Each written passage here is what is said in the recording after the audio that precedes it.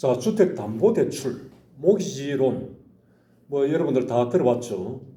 국립국어원에서는 KBS와 더불어서 미국형 주택담보대출이라고 모기지론을 표현하기도 했습니다.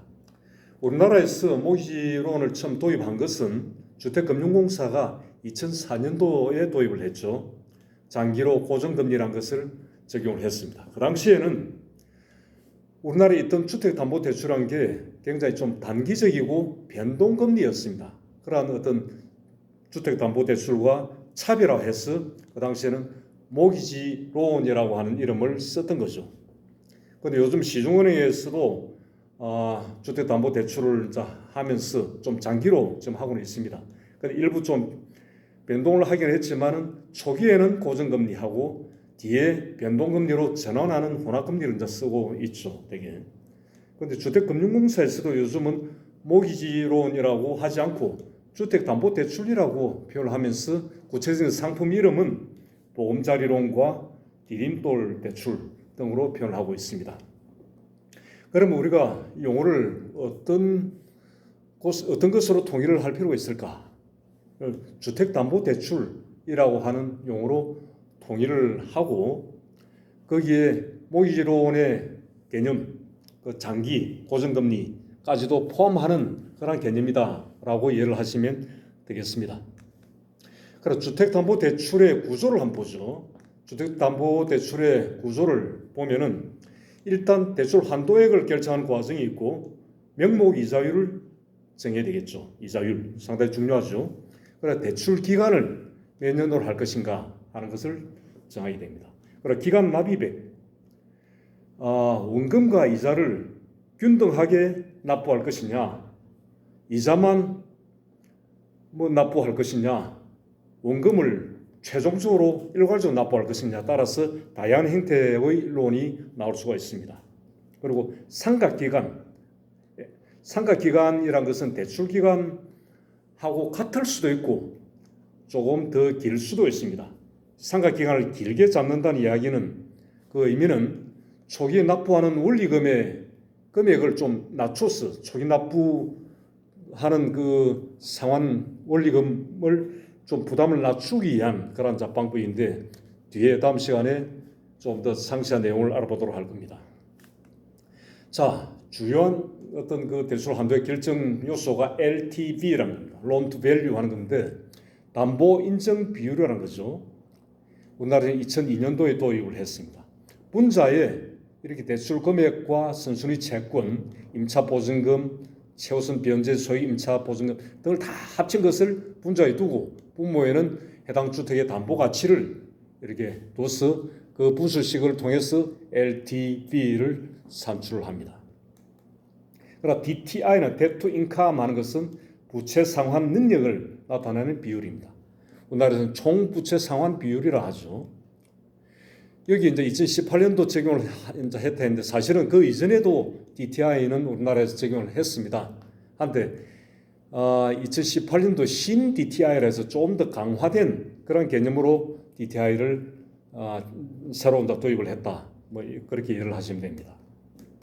그 식은 모든 주택담보대출의 연간 원리금, 원금과 이자죠. 상환액에다가 기타 대출의 이자 상환액을 다 합친 것을 분자에 두고 분모에는 연간 소득을 둬서 그 부수식을 통해서 DTI를 구합니다. 여기서 기타 대출이라는 것은 신용대출, 마이너스 통장 이런 것을 다 포함하는 그런 대출, 기타 대출입니다. 그리고 DSR 하는 것은 Debt Service Ratio 하는 것, Debt Service 하는 것은 원금과 이자 이런 것을 Debt Service를 합니다. 그리고 부채 상환 능력을 나타내는 비율인데 총체적 상환 능력 비율이다라는 이름을 지금 가지고 있죠. 작년 12월부터 의무적으로 적용을 하도록 하고 있습니다. 모든 주택담보대출의 연간 원리금 상환액에다가 기타 부채, 여기는 기타 대출이었죠. DTI에서는 기타 대출인데 DSR에서는 기타 부채입니다. 여기서는 이자였는데 여기는 원리금, 원금과 이자 상환액을 다 합친 것을 분자에 두고 보면 연간 소득을 뒀습니다. DTI보다 좀 더 강화된 어떤 개념으로서 여기에 부채 상환 능력을 확인하기 위한 그러한 지표입니다. 여기에서 기타 부채라는 것은 이렇게 할부금이라든가 리스 이런 것까지를 포함한 모든 부채의 원리금 상환액이다. 그리고 여기서 연간소득이라 하는 것은 2년치 연간소득 증빙을 통해서 확인할 수가 있습니다. 그런데 이러한 객관적인 소득 자료가 없다면 인정소득이라 해서 공공기관에서 발급하는 자료를 제출하면 그 소득의 95%를 인정받을 수가 있습니다.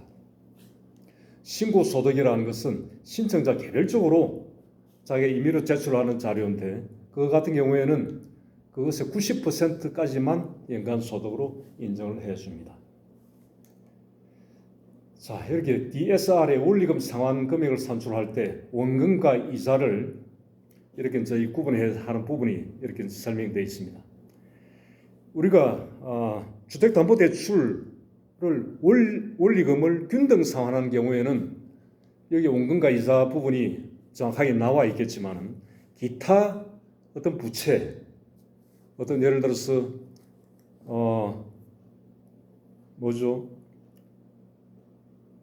전세금이라든가 뭐 이런 것은 원금을 납부하고 있지 않잖아요. 그렇죠? 그런 경우는 어떻게 하느냐? 여기에 전세가 자금 대출인 경우 그런 채무에 대해서는 원금은 포함하지 않고 이자만 실제 부담액을 포함시킨다. 그리고 개별주택담보대출 같은 경우에도 만일에 원금을 최종 만기일이 일시 상환한다 하면은 그 사이에는 원금을 상환하지 않는다는 이야기예요. 그러면 원금을 매년 그 원금을 얼마로 인식을 해야 할 것인가 하는 것은 대출 기간으로 대출 총액을 나누어서 연간 부담액을 환산을 합니다. 환산을 해서 원금 납부액을 계산하고 그리고 이자는 실제 부담하는 것을 원리금을 이렇게 합산하는 거죠. RTI 하는 것도 있어요. RTI라는 것은 이자 상환 비율이라는 겁니다. 이렇게 연간 임대 소득을 분자해 두고 해당 임대 대출의 연간 이자 비용과 해당 임대 건물의 기존 대출의 연간 이자 비용을 다 합친 것을 분모해 둬서 그 분수식을 통해서 RTI 이자 상환 비율을 표시합니다.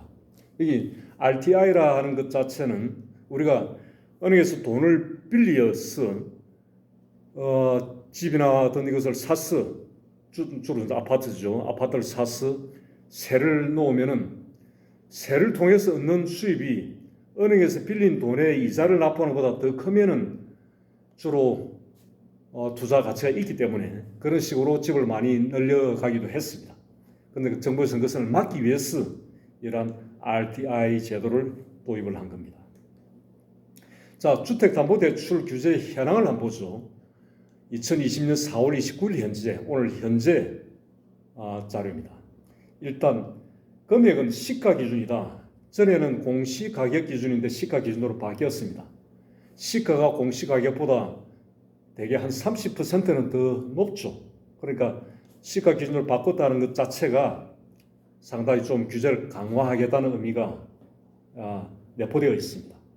그래 규제 지역이 이렇게 투기지역, 투기과열지역, 지구, 조정 대상 지역 이렇게 구분하고 그 외 수도권과 그의 지역으로 이렇게 구분해서 LTV와 DTI, 그리고 아까 보았던 DSR, RTI 이런 어떤 기준을 지표를 적용을 합니다.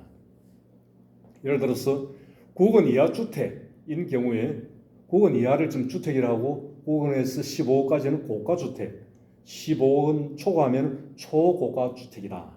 지금 이렇게 분류를 해뒀죠. 이 서민 실수요자 같은 경우에는 투기지역, 투기과열지구에서 LTV는 50%, DTI는 50%를 적용받는다 하는 것을 나타내는 겁니다. 자, 규제지역 현황을 보면은 이렇게 투기지역, 투기과열지구, 조정 대상 지역이 이렇게 나눠져 있습니다. 여기 보면 과천이라는 것은 이렇게 두 군데 이렇게 남아 있죠. 이렇게 중복 지정이 가능합니다. 왜? 선정 기준의 차이가 있기 때문이죠. 선정 기준 차이가 있고 적용하는 내용도 차이가 있습니다. 그렇기 때문에 중복 지정할 수도 있습니다. 그리고 여기에 이제 예외라고 하는 부분을 여기에 설명을 해뒀습니다. 예를 들어서 주택 1주택 세대, 주택이 여기 주택이죠. 요 1주택 세대 예외, 1주 세대 예외. 이 투기지역 투기과열지구, 투기과열지구인 경우에는 LTV는 40%, DTI는 40%다. 그것을 적용받으려고 하면은 1년 내에 처분을 하고 기존 주택을 처분을 하고 그 신주택에 전입을 해야 가능하다. 그렇지 않으면은 원칙적으로 제로라는 이야기입니다. 다시 말해서 9억 이하 주택이라도 한 주택을 이미 가지고 있으면 주택담보대출을 받을 수가 없지만은 1년 내에 처분하고 그 전입을 한다면 기존 주택을 처분하고 전입을 한다면은 투기지역 투기과열지구로 해도 이런 만큼의 대출을 받을 수 있다 하는 내용입니다. 그리고 투기지역 투기과열지구 외의 경우에 RTI는 1.25배를 적용합니다. 여기는 투기지역 투기과열지구에는 RTI를 1.5배를 적용하죠. 그런데 그 이외의 지역에서는 1.25배를 적용을 한다는 겁니다. 자, 이번 시간은 여기까지 하도록 하겠습니다.